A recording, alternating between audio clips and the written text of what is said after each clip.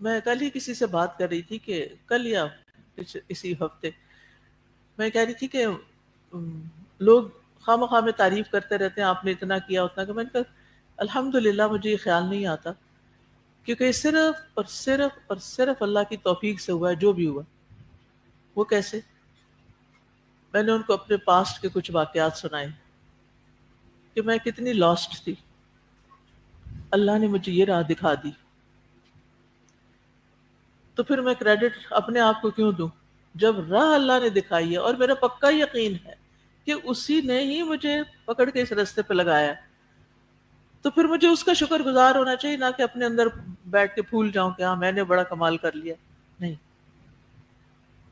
تو اور یہ بہت ضروری ہوتا ہے کہ انسان جو بھی نیکی کر پائے تو وہ دراصل کس کے اذن سے ہوتی ہے؟ اللہ کے اذن سے. اور مجھے ہمیشہ وہ آیت یاد آتی ہے، وَوَجَدَكَ ضَالًّا فَهَدَىٰ.